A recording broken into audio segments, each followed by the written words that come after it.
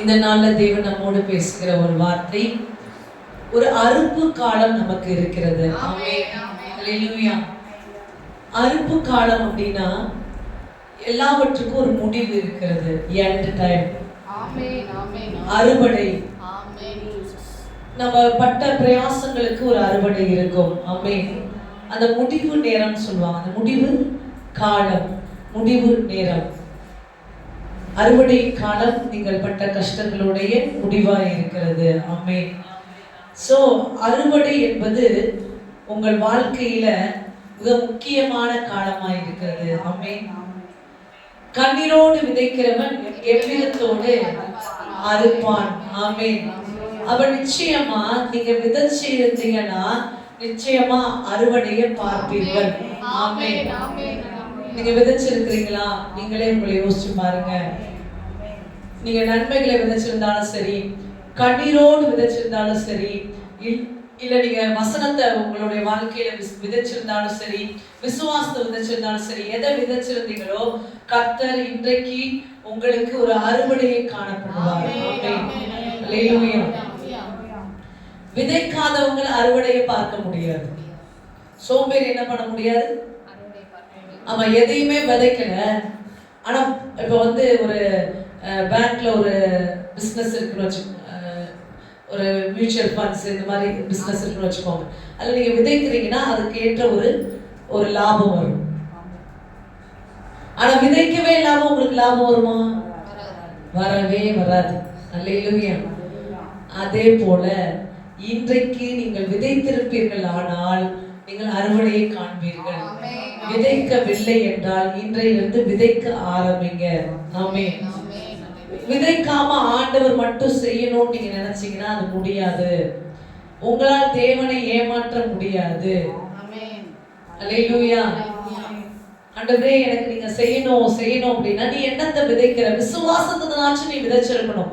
ஆண்டவரே நான் விசுவாசிக்கிறேன், இந்த காரியத்தை நான் விசுவாசிக்கிறேன், இந்த காரியத்தை நீங்க செய்து முடிப்பீங்க நான் விசுவாசிக்கிறேன்னு உங்களுடைய ஒவ்வொரு எதிர்பார்ப்புகளிலும் தேவன் பேர்ல விசுவாசத்தினாச்சும் நீங்க விதைச்சிருக்கணும். ஹல்லேலூயா. எதையுமே நீங்க விதைக்காம அறுவடையை பார்க்கலாம் என்பது முடியாது. கலாத்தியர் 6ஆம் அதிகாரம் 7வது வசனம், 8வது வசனம், 9வது வசனத்தை நம்ம வாசிக்கலாம். கலாத்தியர் 6, 7, 8, 9.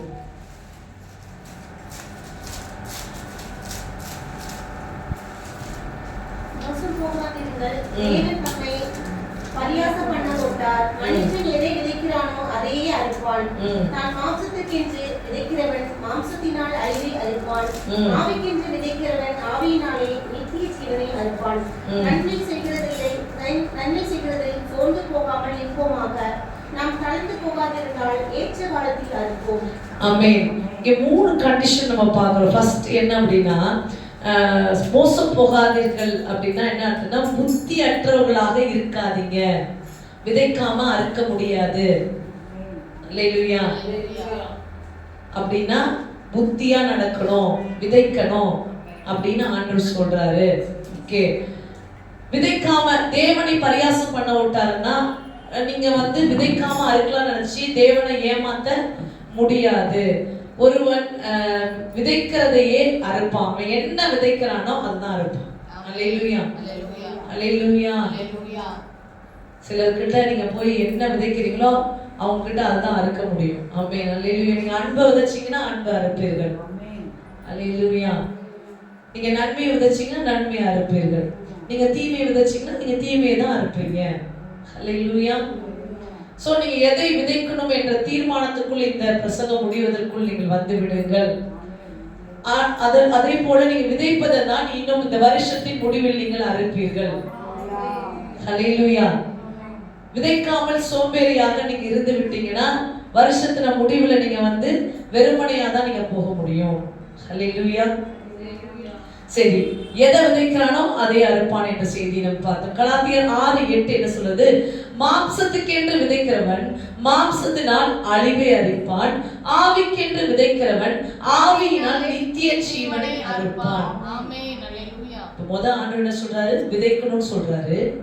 என்ன விதைக்கிறோமோ அதுதான் நமக்கு கிடைக்கும் சொல்றாரு. விதைக்காதவன் எதையும் அறுக்க முடியாதுன்னு சொல்றாரு.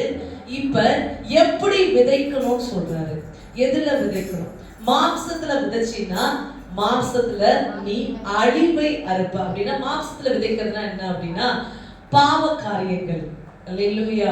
உலகத்துல போய் உலகத்தின் பாவத்துல உன்னை நீ ஈடுபடுத்தி அதுல பாவமான கிரியைகள், பாவமான செயல்கள், துன்மார்க்கமான செயல்கள், தேவனுக்கு பிரியமில்லாத செயல்களிலே உன்னை ஈடுபடுத்தி அதில் உன்னை விதைக்கும் போது, அதில் உன்னை ஈடுபடுத்தி கொள்ளும் போது அது அழிவை தான் நீ உன் வாழ்க்கையில் பார்க்க காரணமாகும். அல்லேலூயா. அல்லேலூயா. அதை ஆண்டவர் இன்றைக்கு என்ன சொல்றாரு? பாவத்தை நீ அறுவடை செய்யாதபடி, துன்மார்க்கத்தை நீ திரும்ப பெறாதபடி நீ ஆவியில் விதைக்கிறவனாக நீ மாற வேண்டும் என்று கர்த்தர் சொல்லுகிறார். ஆமென். ஹல்லேலூயா. இப்ப இதற்கு ஒரு வார்த்தை நான் சொல்லுகிறேன். ஆவிக்கென்று விதைத்தல் என்றால், ஆவியில விதைக்கும் போது என்ன கிடைக்கும் அப்படின்னா, பரிசுத்த ஆவியில் நிறைந்து அவருக்கு பிரியமானதை நீங்கள் செயல்பட முற்படுவதே ஆவியில் விதைப்பது. அல்லேலூயா. ஆவியானவர் கர்த்தருக்கு என்ன பிரியம், ஆண்டவருக்கு என்ன பிடிக்கும், அவருக்கு பிரியமில்லாத விட்டு விடுவேன் என்று ஆவிக்குரிய காரியங்களை தெரிந்து கொள்வதுதான் ஆவியில் விதைப்பது. ஆமென். அல்லேலூயா. ஆவின் கனிகள் என்ன?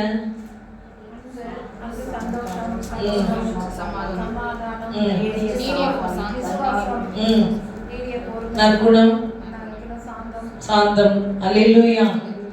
இதையெல்லாம் விதைக்க தான் கர்த்தர் உங்களை அழைக்கிறாரு. ஆமென். ஆவி கனிகளின் விதைகள் உங்களுக்குள் இருக்க வேண்டும். ஆமென். அல்லேலூயா. ஆவின் கனி எத்தனை தெரியுமா எல்லாருக்கும்? 9 கனிகள். அந்த ஆவியில் கனிகளை விதைக்கவே கர்த்தர் இன்றைக்கு உங்களை அழைக்கிறவராய் இருக்கிறார். கடவுளுக்கு பயந்து அவருடைய வார்த்தையை கேட்டு அவருக்கு பிரியமான காரியங்களை செய்வதுதான் ஆவியில் விதைப்பது. மாம்சத்துல விதைப்பதுன்னா கொஞ்சம் கூட பயமே கிடையாது கர்த்தருக்கு. அவர் பார்த்துப்பார். அவர் ஓகே எதுவா இருந்தாலும் அட்ஜஸ்ட் ஆயிடுவார். அல்லேலூயா. ஆமா, நீ ஆண்டவரை ஏமாற்ற முடியாது. நீ அப்படி ஆண்டவரை அலட்சியம் பண்ணி மாம்சத்துல ஓட்டத்துல ஓடிக்கொண்டே இருக்கும் போது முடிவில் என்ன பார்ப்ப? அழிவை தான் காணுவ. அதுல ஒன்றுமே இருக்காது, ஜீரோ. உனக்கு கிடைக்க போறது பலனற்ற ஒரு வாழ்க்கை. அல்லேலூயா.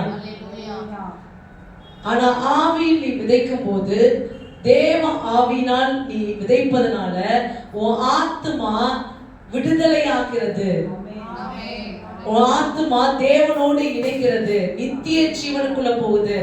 மரணத்துக்கு நேரா போவதில்ல. பாவத்தின் சம்பளம் மரணம். அல்லேலூயா. ஆனா கிருபை வரமோ நித்திய ஜீவனாய் இருக்கிறது. ஆமென். கிருபையினால கிடைக்கிறது நித்திய ஜீவனாய் இருக்கிறது.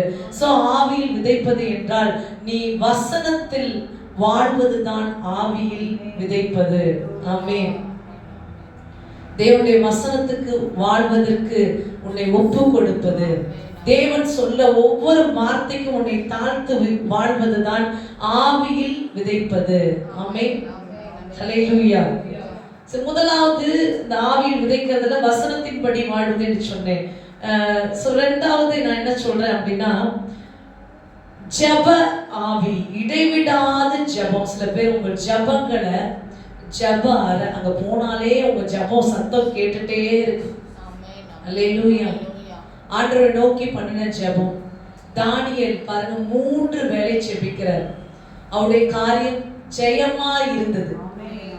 அவர் இப்ப அரசாங்கத்துல ஒரு இடத்துல சிறையிருப்புல இருக்காரு, பாபிலோன்ல சிறையிருப்புல இருக்கிறாரு. இப்ப சிறையிருப்பை எதிர்த்து போய் அவரு மாம்சத்துல முறையிடல, அவர் என்ன பண்றாரு? ஜெபம் செய்கிறார். ஆண்டவரை நோக்கி இந்த சிறையிருப்பு என்னை விட்டு நீங்கட்டும் என்று ஆவியில் விதைக்கிறார். அல்லேலூயா. ஜெப ஆவியில் நிறைந்தவராய் ஜெபங்களை தேவ சமூகத்துல வைக்கிறார். அந்த ஜெபங்களுக்கு தேவன் பதில் கொடுத்து அந்த சிறையிருப்பில் இருந்து அவரை விடுதலையாக்கினார். ஆமென். அப்ப போய் நம்ம வழக்காடக்கூடாது, முறையிடக்கூடாது, சண்டை போடக்கூடாது. நம்முடைய உரிமைகளுக்காக, நம்முடைய சிறையிருப்பு மாற வேண்டும் என்பதற்காக தேவனுடைய சமூகத்துல உட்கார்ந்து ஜெபத்தை விதைக்கணும். அல்லேலூயா. ஜெப விதைகள் நல்லா மனசுல வச்சுக்கோங்க. அது பின்னால உங்களுக்கு அறுவடையா காணுவீங்க. ஆமென். கண்ணீரோடு ஜெபிக்கிறவன், அண்ணால் பாருங்க, கண்ணீரோடு தேவ சன்னிதானத்துல அவங்க விட்ட ஒவ்வொரு கண்ணீருக்கும் பதில் கிடைச்சது. அல்லேலூயா.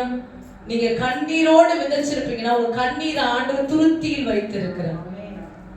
அல்லேலூயா. அந்த கண்ணீர்களுக்கெல்லாம் ஆண்டவர் பதிலை கொடுக்கிறவராய் இருக்கிறார். ஒரு சொட்டு கண்ணீரா இருந்தாலும் ஆண்டவரை நம்பி, ஆண்டவர் உங்களை நம்பிதான் இருக்கிறார். அவிசுவாசமா பேசி கண்ணீர் விடுறது கிடையாது.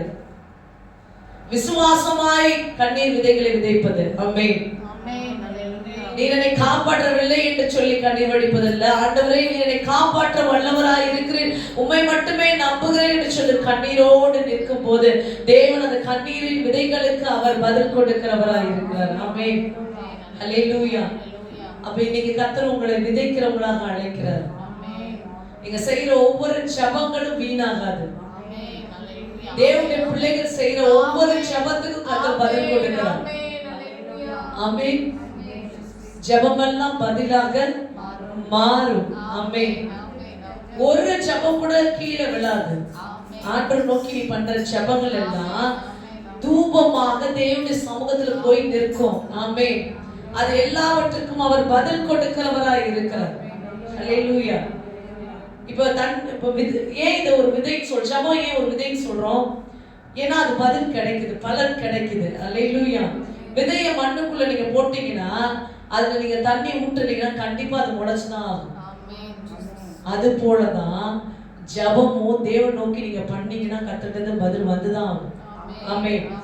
அவர் பதில் கொடுக்கிறவராய் இருக்கிறார், பலன் அளிக்கிறவராய் இருக்கிறார் என்று ஆண்டவர் சொல்லுகிறார். ஆமென். ஹல்லேலூயா. சோ ஜெபத்தினால் ஜெயமெடுத்த தானியேலை போல உங்க வாழ்க்கையில ஜெபங்களை, ஒருவேளை சில ஜெபங்கள் பாருங்க உடனே பதில் கிடைக்கும், ஒரு ஜெபங்களுக்கு பல வருஷம் கழிச்சு பலன் கிடைக்கும், ஒரு சில ஜெபங்கள் சந்ததி தாண்டி போகும்.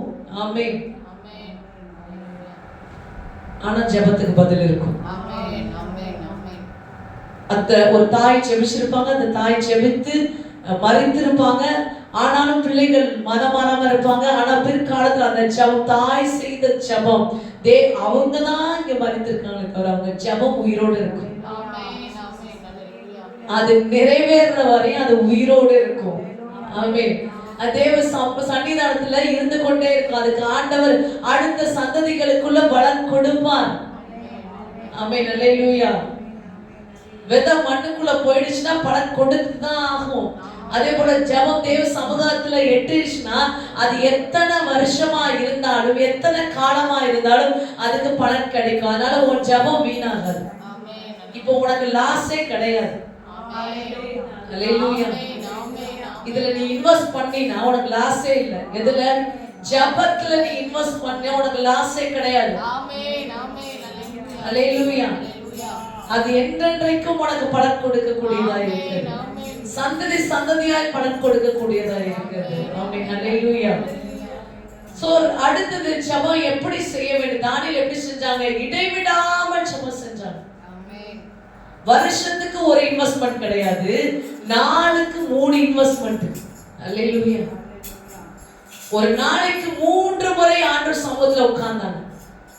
நீங்க அந்நிய ஜனங்கள்லாம் பாத்தீங்க அப்படின்னா எத்தனை முறை உட்கார்றதுக்கு தயாரா இருக்கு. அவங்களுக்கு ஒரு நம்பிக்கை, எத்தனை முறை நாம் தொழுது கொண்டாலும் தேவன் நம்மைக்கு செவி கொடுக்கிறார்கள்.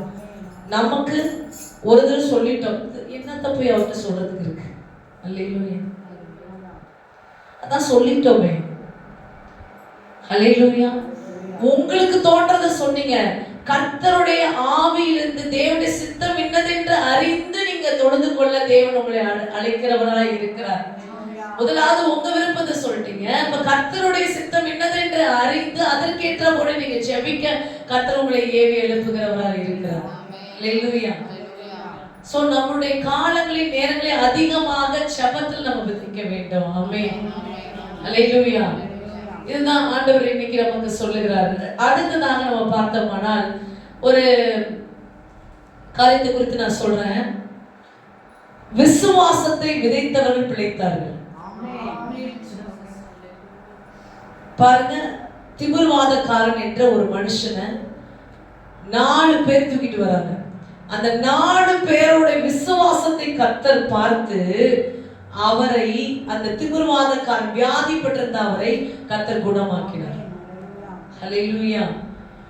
அப்ப நீங்க எவ்வளவுக்கு எவ்வளவு உங்க காரியத்துல விசுவாசத்தை விதைக்கிறீங்களோ அறுவடையை பார்ப்பீங்க. ஆமென். ஹல்லேலூயா. என் காரியம் ஜெயமாய் முடியும் எத்தனை பேர் சொல்றீங்க? உண்மையாவே சொல்றீங்களா? ஹல்லேலூயா. நான் கர்த்தரை நம்பி எடுத்த காரியம் ஜெயமா முடியும். ஆமென். அதை அவர் எனக்கு ஜெயமாய் முடித்து கொடுப்பார். ஆமென். ஹல்லேலூயா. ஹல்லேலூயா. Thank you Jesus. Thank you Lord. வெட்கப்பட அவர் விட மாட்டார். இப்ப நம்ம கொஞ்ச நேரம் அந்த விசுவாசத்தை விதைக்க போறோம். ஏன்னா பல பேருடைய விசுவாசம் ரொம்ப செத்ததா இருக்கு. இன்னும் கொஞ்சம் போனா மண்ணுக்கு கீழே போய் அப்படி பாதாளத்துக்குள்ள இறங்கி எட்டி பார்க்கும் போல. ஹல்லேலூயா. அப்படி ஆயிடுச்சு. அதனால நான் என்ன பண்ணணும், இப்ப நீங்க விசுவாச அறிக்கை பண்ண போறீங்க. ஹல்லேலூயா. இங்க மட்டும் இல்ல, நீங்க வெளியில போய் அதான் செய்ய போறீங்க. சொல்லுங்களேன். கூட்டிட்டு வரும்போது அந்த 4 பேருக்கும் ஒரு விஷயம் இருந்துச்சு. என்னுடைய நண்பன் எழுந்திருவான். கண்டிப்பா அவன்கிட்ட கொண்டு போனா அவன் பிழைப்பான், அவன் சுகமாவான். நமக்கு இருக்குதான் இந்த காரியத்தை ஆண்டவன்கிட்ட கொடுத்திருக்கோம், இது வெற்றியா தான் முடியும். ஆண்டவன்கிட்ட தானே கொடுத்தீங்க, அவர் கையில தானே இருக்கு. உங்க கையில இருக்கா? உங்க கையில இருந்துச்சுன்னா அது முடியாது. ஆண்டவர் கையில இருந்துச்சுன்னா அது வெற்றியா முடியும். ஆமென். ஹல்லேலூயா. ஹல்லேலூயா. எத்தனை பேர் கொடுத்திருக்கீங்க, எத்தனை பேர் வச்சிருக்கீங்க? என் காரியம் ஆண்டவர் கையில இருக்குது, அது வெற்றியா முடியும். ஆமென். இந்த விசுவாசத்தை விதைச்சாதான் நீங்க ஜீவனை அறுக்க முடியும், லைஃபா அறுக்க முடியும். ஹல்லேலூயா. இத இத விதைக்கல அப்படின்னா எப்படி இருக்கும்னா ஜீவனற்ற ஒரு வாழ்க்கையா இருக்கும். ஆமென். ஹல்லேலூயா. இன்னைக்கு போய் இதெல்லாம் நீங்க செய்ய ஆரம்பிங்க. எவ்வளவுக்கு எவ்வளவு விசுவாச அறிக்கை பண்றீங்களோ. ரோமர் 10:10 பல முறை நான் சொல்லியிருக்கேன். ரோமர் 10:9-10 இதை நீங்க மறக்கவே கூடாது. ரோமர் 10ஆம் அதிகாரம் 9-10 வாசிக்கலாம்.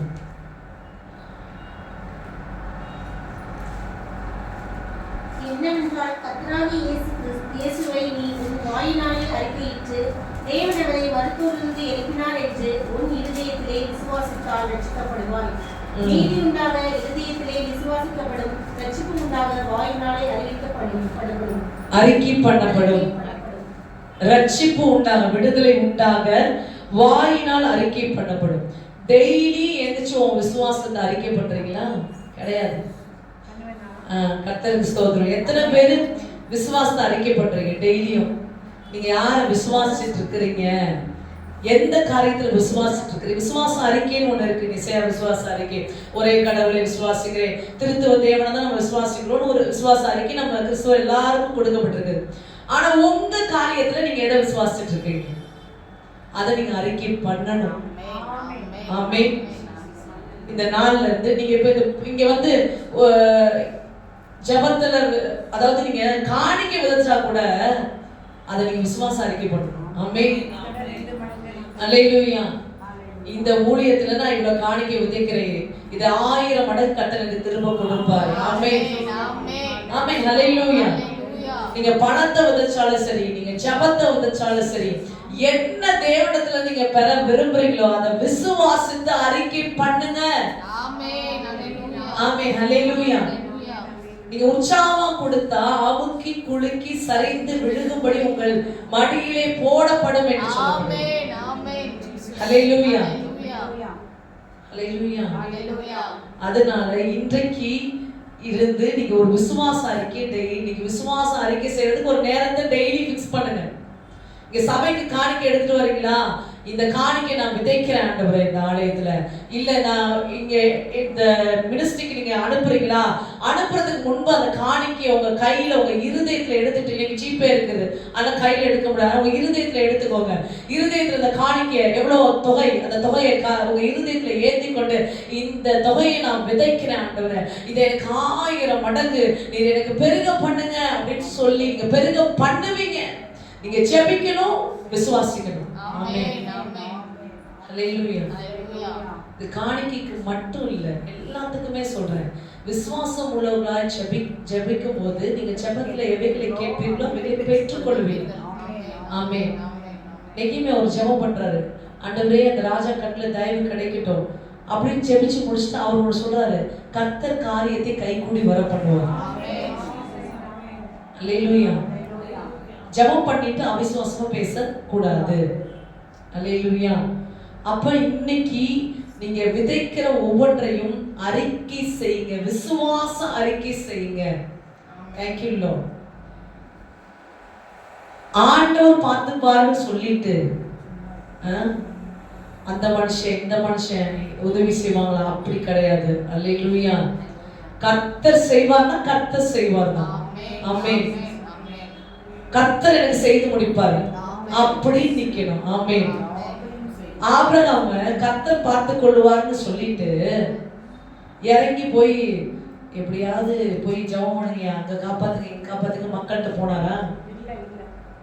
என்ன பண்ணாரு? கர்த்தர் பார்த்து கொள்வார்னா கர்த்தர் பார்த்து கொள்வார் தான். ஆமென். கர்த்தர் பார்த்து கொள்வார்ன்றது ஒரு வார்த்தையா சொல்லிட்டு செயல்பாட்டுல நம்ம போய் பார்த்துட்டு இருக்க கூடாது. நமக்கான வழிகளை நம்ம பார்த்துட்டு இருக்க கூடாது. அல்லேலூயா. அப்படி சில பேர் இங்க நீங்க செய்றீங்க. அல்லேலூயா.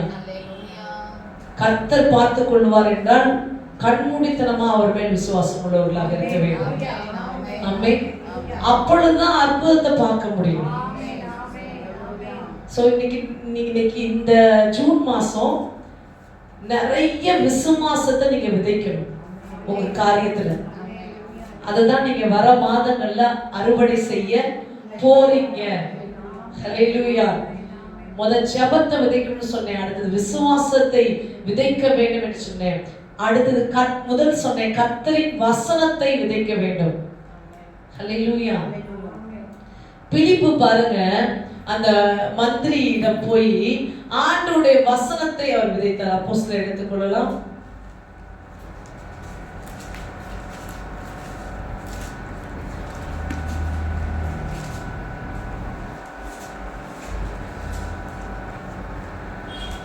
அப்போஸ்தலர் 8ஆம் அதிகாரம்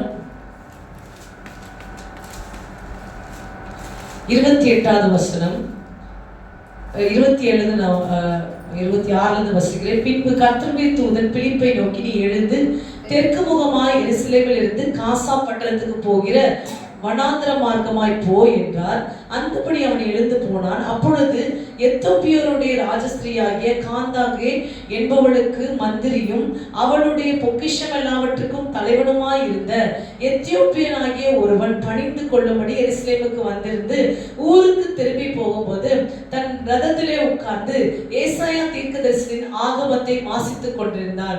ஆவியானவர், நீ போய் அந்த ரதத்துடனே சேர்ந்து கொள் என்று பிலிப்புடனே சொன்னார். அப்பொழுது பிலிப்பு ஓடி போய் சேர்ந்து அவன் ஏசாயா தீர்க்கதரிசியின் ஆகமத்தை வாசிக்கிறதை கேட்டு, நீர் வாசிக்கிறவைகளின் கருத்து உமக்கு தெரியுமா என்றார். அதற்கு அவன், ஒருவன் எனக்கு தெரிவிக்காவிட்டால் அது எனக்கு எப்படி தெரியும் என்று சொல்லி பிலிப்பு ஏறி தன்னோடு உட்காரும்படி அவனை வேண்டிக் கொண்டார். அவன் வாசித்த வேத வாக்கியம் என்னவென்றால், அவர் ஒரு ஆட்டை போல அடிக்கப்படுவதற்கு கொண்டு போகப்பட்டார். மயில் தரிக்கிறவனுக்கு முன்பாக சத்தமிடாது இருக்கிற ஆட்டுக்குட்டியை போல அவர் தமது வாயை திறமாதவராய் இருந்தார். அவர் தம்மை தாழ்த்தின போது அவருடைய நியாயம் எடுத்து போடப்பட்டது. அவருடைய ஜீவன் பூமியில் இருந்து எடுபட்டு போயிற்று. அவருடைய வம்சத்தை யாராலே சொல்லி முடியும் என்பதே. மந்திரி பிலிப்பை நோக்கி, தீர்க்கதரிசி யாரை குறித்து இதை சொல்லுகிறார்? தம்மை குறித்தோ வேறொருவரை குறித்தோ எனக்கு சொல்ல வேண்டும் என்று கேட்டார். அப்பொழுது பிலிப்பு பேசத் தொடங்கி இந்த வேத வாக்கியத்தை முன்னிட்டு இயேசுவை குறித்து அவனுக்கு பிரசங்கித்தார். இவ்விதமாய் அவர்கள் வழி நடந்து போகையில் தண்ணீர் உள்ள ஒரு இடத்திற்கு வந்தார்கள். அப்பொழுது மந்திரி, இதோ தண்ணீர் இருக்கிறதே, நான் ஞானஸ்தானம் பெறுகிறதற்கு தடை என்ன என்றார். அதற்கு பிலிப்பு, நீ முழு இருதயத்தோடு விசுவாசித்தால் தடையில்லை என்றார். அப்பொழுது அவன் இயேசு கிறிஸ்துவை தேவனுடைய குமாரன் என்று விசுவாசிக்கிறேன் என்று சொல்லி ரதத்தை நிறுத்த சொல்லி, அப்பொழுது பிலிப்பும் மந்திரியும் ஆகிய இருவரும் தண்ணீரில் இறங்கினார்கள். பிலிப்பு அவனுக்கு ஞானஸ்தானம் கொடுத்தான். ஆமென். ஹல்லேலூயா. இந்த வார்த்தையில பாருங்க, ஏசாயா ஆகமத்தை அவர் படிச்சுட்டு இருக்கும் போது பிலிப்பு போய் இயேசுவை குறித்து, வார்த்தையை குறித்து விதைக்கிறார். ஆமென். வசனத்தை அநேகருக்கு நாம் விதைக்க வேண்டும். ஆமென், அல்லேலூயா. வசனத்தை விதைக்க வேண்டும். வார்த்தையினால அவருக்கு ரட்சிப்பு உண்டாயிற்று. அந்த மந்திரிக்கு, அந்த எத்தோப்பிய மந்திரிக்கு பாருங்க என்ன ஆயிடுச்சு, அந்த தலைவனுக்கு ஒரு ரட்சிப்பு, ஞானஸ்தானம் கிடைத்தது. பிலிப்பு வந்து ஆண்டவராகிய இயேசு கிறிஸ்துவை பற்றி சொன்னதுனால நீங்க வசனத்தை உங்க வாழ்க்கையிலும் சரி மற்றவருடைய வாழ்க்கையிலும் நீங்கள் விதைக்கும் போது உங்களுக்கும் ரட்சிப்பு உண்டாகும், அவர்களுக்கும் ரட்சிப்பு உண்டாகும். ஆமென். எத்தனை வசனத்தை ஒரு மாசத்துல எத்தனை பேருக்கு சொல்லி தரீங்க? என்னைய பாக்குறீங்க? நான் தப்பிச்சிருவேன் இந்த கணக்குல, இதுல நான் தப்பிச்சு கொள்ளுவேன். அல்லேலூயா. நீங்க தப்பிச்சு கொள்வீங்களா? ஆண்டவர் வந்து கேட்கும் போது என்ன கேட்பாரு? ஆமா, பிலிப்பு போய் போ சொல்லுன்றாரு. அப்ப உன்கிட்ட என்ன சொல்லுவாரு? போய் சொல்லுன்னு தான் சொல்றாரு. அங்க ஒருவன் ஏசாயா புஸ்தகத்தை வாசிக்கிறான், அவனுக்கு தெரியல, என்ன படிக்கிறான்னு தெரியல, என்ன செய்யறது தெரியல. அவனுக்கு என் வார்த்தையை போய் சொல்லு, என்னை பற்றி சொல்லு, இயேசு என்ற நாமத்தை சொல்லுன்னு சொல்றாரு. அல்லேலூயா. அப்ப இயேசு, இது ஏசாயா 53 தான் அங்க சொல்லப்படுது, அங்க வாசிச்சது. அந்த ஏசாயா 53ஆம் அதிகாரத்தை ஆட்டுக்குட்டியை போல அடிக்கப்பட்டார். இப்ப இந்த காரியத்தை அவருடைய தழும்புகளால் குணமாகிறோம் என்ற வசனத்தை நீங்க எத்தனை பேருக்கு சொன்னீங்க? அல்லேலூயா. ஆமென். ஒரு மாசத்துல எத்தனை பேருக்கு வசனத்தை விதைக்கிறீங்க? ஒரு சகோதரிக்கான சொன்னாரு, போய் பைபிளை கொடுத்து வசனத்தை விதை. பைபிள் வாங்கி, பைபிள் கொடுக்கறது வரையும் பைபிளை கையில கொடுக்கல, நான் போய் கொடுக்குறேன் நாங்க. ஆனா வாங்கி வந்து அப்படியே இருக்கு. ஒரு மாதம் 1.5 மாதம் முடிஞ்சிடும் போல. அல்லேலூயா. நியூ டெஸ்ட்மென்ட் வாங்கி நம்ம கிட்ட இருக்கு. யாருக்காவது வசனத்தை விதைக்கணும், ஒரு வார்த்தை சொல்லிட்டீங்க, இந்த வசனம் எங்கங்க இருக்கு? பைபிள் இருக்கு. உங்கள்ட்ட பைபிள் இருக்காங்க? இல்லைங்க பைபிள் இந்தாங்க. அப்படி நீங்க சொல்லி எத்தனை பேருக்கு விதைக்கிறீங்க? அவன் மனசுல நீங்க தேவனுடைய வார்த்தையை விதைக்காம அவன் எப்படி ரட்சிப்புக்குள்ளாவான்? இன்னைக்கு தேவனுடைய வார்த்தை உங்க இருதயத்துல இருக்கிறதுனால தான் நீங்க விடுதலையாக்கப்பட்ட நிலையில இருக்கிறீங்க. நிச்சயமா ஆண்டவரோடு சேர்ந்துருவீங்க, நம்பிக்கையோடு இருக்கிறீங்க. ஏன்னா தேவ வசனம் உங்க இருதயத்துல இருக்குது. ஆமென். அவருடைய தழும்புகளால் குணமாகிறோம் என்ற வார்த்தை இருந்தனால எந்த நோய் வந்தாலும் உங்களுக்கு விடுதலை தான். எந்த நோய் வந்தாலும் நீங்க என்ன சொல்றீங்க? அவர் தழும்பு என்ன குணமாக்கிறோம்னு சொல்றீங்க. அந்த வசனம் இருந்ததுனால நீங்க காக்கப்படுறீங்க. அவர்களுக்கு அந்த வசனத்தை நீங்க சொல்லனா அவங்க எப்படி காக்கப்படுவாங்க? ஆமென், ஹல்லேலூயா. அப்ப எதை விதைக்கணும்? வசனத்தை விதைக்கணும். ஹல்லேலூயா. வார்த்தைய விதைக்கணும். ஆமென், ஹல்லேலூயா. நீங்க அத இன்னைக்கு எதை விதைக்கணும்னு பார்த்துட்டு இருக்கோம். இதை கேட்டுட்டு போயிட்டு பைபிளை மூடி வச்சுட்டு போனை எடுத்து போன்ல கூட வசனத்தை நீங்க விதைக்கலாம். அவங்கள்ட்ட நீங்க சொல்லலாம் தேவ வார்த்தையை. எதையுமே சொல்லாம இருப்பீங்கன்னா அவங்களுடைய ரட்சிப்பு இழந்து போறதுக்கு நீங்க காரணமா இருப்பீங்க. எத்தனை பேருக்கு புற மதத்துல இருந்து ஃப்ரெண்ட்ஸ் இருக்காங்க? அவங்களை இன்னும் நீங்க ரட்சிப்புக்குள்ளே நடத்தலைன்னா ஆண்டவர் நீங்க தான் கணக்கு கொடுக்கணும். அவங்க ரத்த பலிக்கு யார் காரணம்? நம்ம தான் காரணம். ஏன்னா உனக்கு நண்பனாக, உனக்கு சிநேகிதனாக, உனக்கு ஐக்கியமா, உனக்கு ஒரு உதவி செய்யறதுக்கு ஒருத்தனை ஆண்டவர் கொடுத்திருக்கார் புற மதத்துல இருந்து. அவனுக்கு உன்னால உண்டான நன்மை என்ன அப்படின்னா இயேசுவை பற்றி அவனுக்கு சொல்றதுதான் நீ அவனுக்கு செய்யற மிகப்பெரிய நன்மை, என்றைக்கும் அழியாத நன்மை. அல்லேலூயா. சோ இன்றைக்கு உன்னை சுற்றி இருக்கிற அந்நிய ஜனங்களுக்கு தேவனுடைய வார்த்தைய வசனத்தை விதைக்க உங்களை அர்ப்பணிங்க. அல்லேலூயா. எல்லாரும் என்னை கைவிட்டாங்க அப்படின்னு ஒருத்தன் வந்து உங்கள்கிட்ட சொல்றான்னு வச்சுக்கோங்க. நம்ம ஆண்டவர் என்ன சொல்றாரு? நான் உன்னை விட்டு விலகுவதும் இல்லை, இந்த வார்த்தையை நீங்க உடனே அங்க விதைச்சிடணும். ஒரு அந்நிய ஜனம் எல்லாரும் நான் அவங்க நம்பினாங்க, அவங்க நம்பினாங்க, எல்லாரும் என்னை கைவிட்டாங்க அப்படியாங்க. நீங்க என்ன கூட நம்ப வேண்டாம், கைவிடாத ஒருத்தர் இருக்கிறார். அவர் ஒரு ப்ராமிஸ் பண்ணியிருக்காரு, நான் உன்னை விட்டு விலகுவதும் இல்லை. அவனதான் அவன் சாகுறவரை அதை பிடிச்சு நடந்துருவான். ஆமென். அந்த ஒரு வித போதும் அவனுக்கு ஜீவன் உண்டாகும். வசனத்துல ஜீவன் உண்டாயிருக்கிறது. அல்லேலூயா. அப்படிப்பட்ட ஜீவன் நிறைந்த பொக்கிஷமான வார்த்தைகளை நீங்க வாங்கி பைபிள்ல வச்சுட்டு நீங்க வீட்டுல வச்சுட்டு நீங்க பாட்டு உங்க வேலையை செய்து கொண்டிருந்தீங்கன்னா உலகத்தின் ரட்சிப்பு யாரால வரும்? ஆமா, உங்களுடைய நண்பர்களோட ரட்சிப்பு யாரால வரும்? உங்க நண்பருக்கு இன்னொரு கிறிஸ்துவ நண்பரை தேவன் உருவாக்கி கொடுப்பாரா?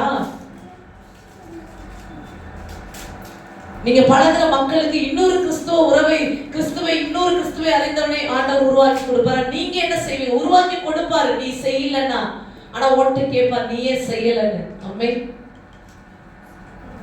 ஹல்லேலூயா. என்ன கொஞ்சம் அமைதியா இருக்கிறீங்க? எவ்வளவு முக்கியமான பொறுப்பு.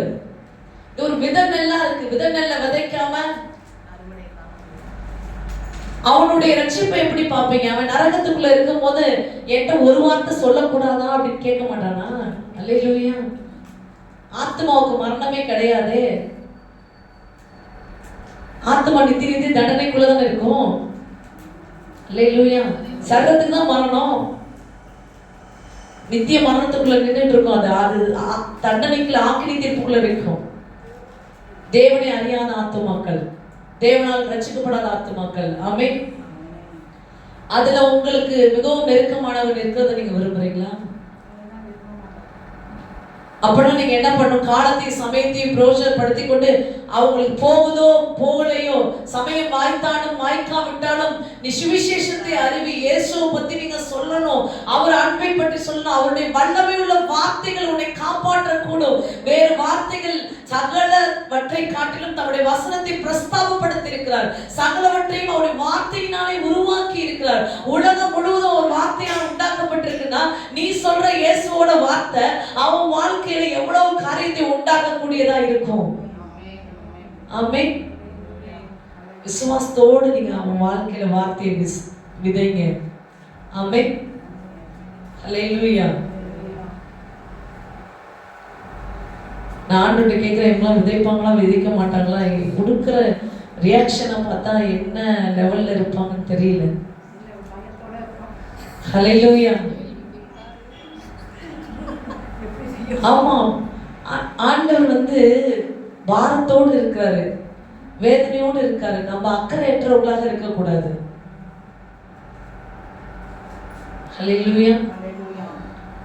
எத்தனையோ பேர் அழிவை நம்ம பார்க்கிறோம். அவனுக்கு நம்ம சத்தியம் சொல்லையேன்ற வருத்தம் நமக்கு இருக்கணும். இயேசுவின் ஜீவனுள்ள வார்த்தைகளை சொல்லையே நமக்கு வருத்தம் இருக்கும். வார்த்தை பெற்றுக்கொண்டானா அவன் உயிரோடு நித்திய ஜீவனுக்குள்ள இருப்பான். ஆவியில விதைச்சிருந்தோம்னா அவன் நித்திய ஜீவன்ல இருப்பான்ற சந்தோஷத்தோடு நம்ம இருக்கலாம். பரலோகத்துல அவனை காணலான்ற சந்தோஷத்தோடு நம்ம இருக்கலாம். ஆமென். ஹல்லேலூயா. சோ நான் நான்காவதா சொல்லியிருக்கேன், மூன்றாவதா சொல்லியிருக்கேன், வசனத்தை விதைக்க வேண்டியதை அதிகமா நான் சொல்லியிருக்கிறேன். நாலாவது ஒரு விஷயத்தை நான் சொல்றேன். ரோமர் 5:5. அடுத்த விதை என்ன?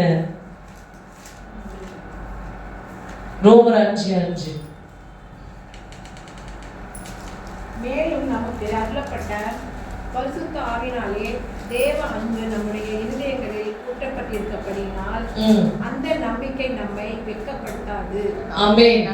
இந்த தேவ அன்பு உங்களுக்கும் எனக்கும் இயேசு கிறிஸ்துவினால் பெறப்பட்டிருக்கிறோம். இந்த அன்பை நீங்க உலகத்துல விதைக்கணும். உன்னை நேசிக்கிறது போல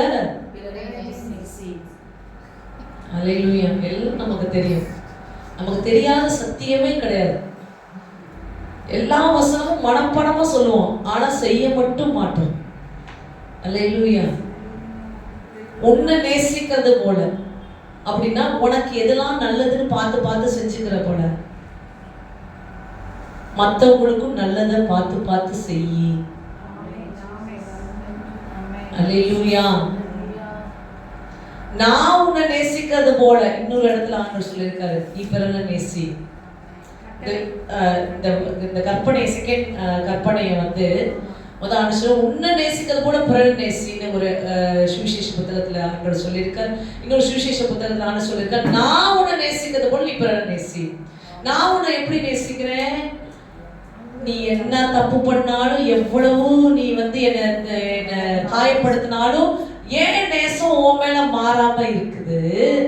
அதே போல ஒன்னு சுத்தி இருக்கிறவங்க உன்னை எவ்வளவு காயப்படுத்தினாலும் என்ன பண்ணினாலும் உன் நேசமும் ஏன் நேசம் போல மாறாமல் அவர்கள் மேல் இருக்கட்டும் என்று. கஷ்டமா இருக்கா? அல்லேலூயா. அது எப்ப அதை செயல்படுத்த முடியும் அப்படின்னா, தேவ அன்பினால் நீ நிரப்பப்பட தான் செயல்படுத்த முடியும். அதுதான் இங்க சொல்லப்பட்ட ரோமர் 5:5 தேவ அன்பு எங்கள் இருதயத்துல அருளப்பட்டிருக்கிறது. பரிசுத்த ஆவியின் அன்பு உங்களை நிரப்பதான் அந்த அன்புல இருந்துதான் உனக்கு சத்துருக்களையும் ஸ்நேகிக்க உன்னால முடியும். ஹல்லேலூயா. இதுக்கு பெரிய பெரிய பாறைகளாக இருக்கிற மாதிரி இருக்கு எனக்கு. என் கண்களுக்கு முன்பு இந்த வசனம் பிற்பாடு அசைக்க முடியாத பாறைகள். அல்லேலூயா. அப்படியாக தெரிகிறது ஆவிக்குரிய கண்கள்ல. அசைய மாட்டோம்ல நாங்க இதுல இருந்து ஸ்டபனா இருப்போம். அல்லேலூயா. ஆண்டவர் ஆமா. ஆனா கர்த்தர் அன்பை விதைக்கவே நம்மை அழைத்தார். தேவன் அன்பாக இருக்கிறார். நீ எவ்வளவு வசனம் சொன்னாலும், எவ்வளவு விசுவாசம் அறிக்கை பண்ணாலும், எவ்வளவு ஜெபிச்சாலும் அன்பு இல்லைன்னா ஒண்ணுமே இல்லை. ஹல்லேலூயா. 1 கொரிந்தியர் 13 சொல்லுகிறது, நீ தீர்க்க தரிசனம் சொன்னாலும், நீ அந்நிய பாஷை பேசினாலும், நீ எவ்வளவு செஞ்சாலும் அன்பு இல்லைன்னா ஒன்றுமே இல்லை. ஹல்லேலூயா. எந்தபடியான அன்பு உனக்கு இருக்க வேண்டும்? கிறிஸ்து உன்மேல் வைத்திருக்கிறார்ல அதே போல அன்பு இந்த உலகத்துல இருக்கிற மக்கள் அவர்களுடைய காயங்கள் கண்ணீர்ல நீங்க அன்பு கொண்டு அவர்களை திருத்த வேண்டும். ஆமென். அன்பு வச்சாதான் அவங்களை திருத்தவே முடியும். ஹல்லேலூயா. அன்பு இருந்தாதான் அவங்களை நல்வழிப்படுத்த முடியும். ஒருத்தர்களை நீங்க நேசிக்கல அப்படின்னா அவங்களை நல்வழிப்படுத்துவதற்கான பிரயாசங்களை நீங்கள் ஏற்படுத்தவே மாட்டீங்க, பிரயாசப்பட மாட்டீங்க. அது கெட்டு போகுது. அல்லேலூயா. அதெல்லாம் ஒளிஞ்சு போகுது, எப்படியோ போகுது. ஆமா. அன்பு தணிந்த பிறகு எடுக்கிற ஒரே ஒரு டிசிஷன் தான். நான் எவ்வளவோ அன்பு காட்டிட்டேன், கொட்டிட்டேன், என்னையும் உருக்கி ஊத்திட்டேன். அல்லேலூயா. ஆமா, உருக்கி ஊத்திட்டேன். ஆனாலும் இது மாறவே இல்லை அப்படின்ற இடத்துக்கு போனதுக்கு அப்புறம் அன்பின் பிரயாசங்களை பார்க்கவே முடியாது, பிரயாசங்கள் செயல்களை பார்க்க முடியாது. ஆனா ஆண்டவர் யோசிச்சு பாருங்க, உங்களையும் ஆண்டவர் யோசிச்சு பாருங்க. நீங்க அவ்வளவு உண்மையா ஆண்டவருக்கு இருந்தீங்களா அப்படின்னா இல்ல. அல்லேலூயா. பல காரியங்களை சொல்லி சொல்லி அவரை ஏமாற்றுகிற முதல் கட்டத்துல நிற்கிற ஆட்களா இருக்கு. அல்லேலூயா. ஒரு பொருத்தனை பண்ணா அதை சின்சியரா செய்யறது கிடையாது. அல்லேலூயா. எல்லாவற்றிலுமே அப்ப ஆண்டவர் திருந்தும் பார்த்தேன், நான் என் உயிரே கொடுத்துட்டேன், திருந்தவே இல்லை, சிப்போ அப்படின்னு தரலாம் கிடையாது. திரும்ப நீ சரியாயிடலாம், நீ வா பார்த்துக்கலாம், சரியாக்குறேன், உன்னை சரியாக்குறேன், வா நான் உன்னை பரிசுத்தப்படுத்துறேன், நான் உன்னை சுத்தமாக்குறேன், ஏன்னா நீ எனக்கு தேவை, நான் உன் மேல அன்பு வச்சுட்டேன், உன்னை நான் தள்ள முடியாது. நீ கூட ஆண்டவர் அழகா அந்த பாடல சொல்ல, எப்பிராயிமே உன்னை நான் எப்படி கைவிடுவேன். எப்பிராயிம் ஒரு முரட்டாட்டம் பிடிச்சது. எனக்கும் பல நாளா ஆண்டவர்கிட்ட இந்த கேள்வி இருக்கு, இந்த முரட்டுத்தனம் பிடிச்சவங்களே நீங்க ஏன் பிடிச்சு வச்சுக்கிட்டு? அல்லேலூயா. ஆமா, இவன் நேசிக்க மாட்டேங்கிறேன் அப்படின்னு நினைக்கிறீங்க ஆண்டவரே. எனக்கும் ஒரு இது இருக்கு, முறை என்ன சொல்லுங்க, நான் என் இஷ்டத்துக்கு தான் நிற்பேன். இணங்கி வணங்கி போறது கொஞ்ச நேரம் தான் கழுத்து வணங்கும், அதுக்கப்புறம் திரும்ப தான் இஷ்டத்துக்கு. அப்படிப்பட்ட கூட்டமாகவே இஸ்ரவேல் ஜனங்கள் இருக்குது. ஆனாலும் இஸ்ரவேலை நேசிட்டார், மனசுல ஆண்டவர் கொண்டு போய் வச்சிட்டாரு. அல்லேலூயா. இது ஏன் ஜனம், ஏன் புள்ள, என்னுடைய எனக்குரியது அப்படின்னு வச்சிட்டாரு. அதனால இது குத்துனாலும், முள்ளு மாதிரி குத்துனாலும், வேதனைப்படுத்தினாலும், இப்ப நீங்க செய்யறதுல ஆண்டவருக்கு வலிக்காதா அப்படின்னா வலிக்கும். அல்லேலூயா. மற்றவங்க உங்களுக்கு உங்க அன்பை மதிக்காம செய்யறது உங்களுக்கு எப்படி வலிக்குதோ அதை விட அதிகமா நம்ம ஆண்டவருக்கு செய்யறது ஆண்டவருக்கு வலிக்கும். ஏன்னா நம்ம பொல்லாத ஆண்டவர் ரொம்ப ரொம்ப உண்மை. பொல்லாத அனுபவிச்சுட்டு நமக்கே வலிக்கும் போது செத்த சாக மாட்டோம், அது நம்மளுக்கு தெரியும். அல்லேலூயா. மனுஷன் மேல நீ இல்லைன்னா நான் இல்லைன்னு சொல்லுவோம், ஆனா அவன் இல்லைன்னா இருப்போம். பாத்துருக்கீங்களா? ஆமா, சொல்றதுதான், ஆனா பிராக்டிக்கலா செய்ய மாட்டோம். அப்படிலாம் நம்மளால இறங்க முடியாது. ஆனா நீ உனக்காக உயிரையே கொடுத்திருக்காரு, அது உண்மை. அங்க ட்ரூத், ட்ரூ லவ். அப்ப ட்ரூ லவ்க்கு எவ்வளவு வலிக்கும். அல்லேலூயா. ஆனாலும் நேசிக்கிறார். சரி, நீ ஒரு நாள் என் நேசத்தை புரிஞ்சுப்ப, ஒரு நாள் நீ எனக்கு ஏற்றார் போல மாறுவ. அப்ப அந்த அன்பிலிருந்து நீ எல்லாரும் நேசிக்கணும். அதனால்தான் நீ மன்னிச்சுனா நான் உன்னை மன்னிக்கிறேன் ஆண்டவர் சொல்றாரு. ஆமென். அல்லேலூயா. நீ உன் சகோதரனை மன்னிச்சுனா நான் உன்னை மன்னிக்கிறேன். அல்லேலூயா. சோ கிராஸ் ஒண்ணு தேவனை நேசிக்கணும், அடுத்தது உன்னை போல் பிறனை நேசிக்கணும். பிறன்னா உன்னை சொந்தக்காரனையே நேசிக்கிறது கிடையாது. அல்லேலூயா. ஆமா, துன்பப்படுத்துறவன், கஷ்டப்படுத்துறவன், உனக்கு தெரியாத ஜனம் எல்லாரும் நேசிக்கதான் பிறனை நேசிக்கிறது. உங்களுக்கு தெரிஞ்ச சத்தியம். ஆமென். அல்லேலூயா. சோ மிக முக்கியமாக நீங்கள் அன்பை விதைக்க வேண்டும். வைராக்கியத்தை, கோபத்தை, முரட்டுத்தனத்தை நீங்கள் மக்களிடத்துல விதைக்க கூடாது. அல்லேலூயா. அந்த விதையை விதைச்சீங்கன்னா அதுதான் நீங்க அறுவடை பார்ப்பீங்க. நீங்க அன்பை விதைச்சீங்கன்னா கர்த்தருடைய ஆவியானவர் கிரியை செய்ய ஆரம்பிப்பார். அல்லேலூயா. அன்பின் ஆவியானவர் கிரியை செய்து எப்படியா இருந்தாலும் அவருக்கு கீழே தான் நின்று ஆகணும். அல்லேலூயா. நிச்சயமா அவனுக்கு ஒரு மனமாற்றத்தை ஆண்டவர் கொடுப்பார். இப்ப பூமியில ஆண்டவர் என்னத்தை விதைச்சிட்டு போனாரு? ஆமா, யோவான் 3ஆம் அதிகாரம் 16வது வசனம் என்ன சொல்றது?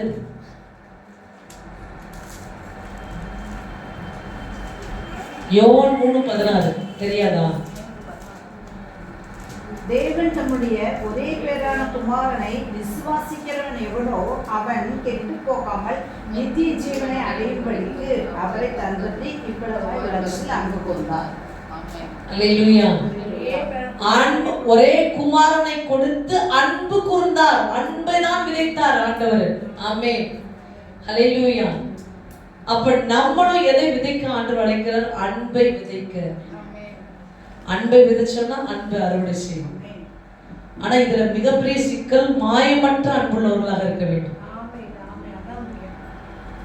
அன்பை விதைக்கிற மாதிரி காமிச்சிட்டு உள்ள இருக்க கூடாது. மாயமற்ற அன்பு.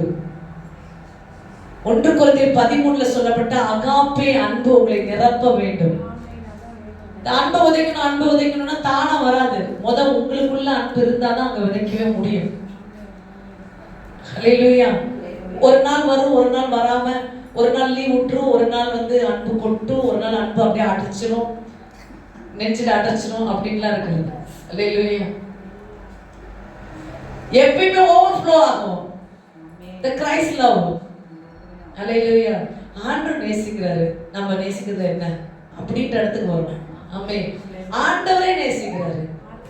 ஆமா, இவ்வளவு கொடூர பாவத்தை செஞ்சவன் மனத்தின் போது ஆண்டவரே நேசிக்கிறாரு. நமக்கு என்ன? அல்லேலூயா. அவர் நேசத்திலிருந்து நான் நேசிக்கிறேன் என்ற இடத்துக்குள்ள நீங்க வரணும். ஆமென். அல்லேலூயா. சோ உங்க அன்பு எப்படி இருக்குதுன்னு பாருங்க. அன்பு விதைக்கணும்னா நீங்க பிசிக்கலா விதைக்க முடியாது, ஆவியில இருந்து தான் அன்பு விதைக்க முடியும். அன்பினாவியானவரே, விலையேற பெற்றவரே, என்னையாளும் பரிசுத்தரே, நன்றி ஐயா. அன்பினாவியானவரே, விலையேற பெற்றவரே, என்னையாளும்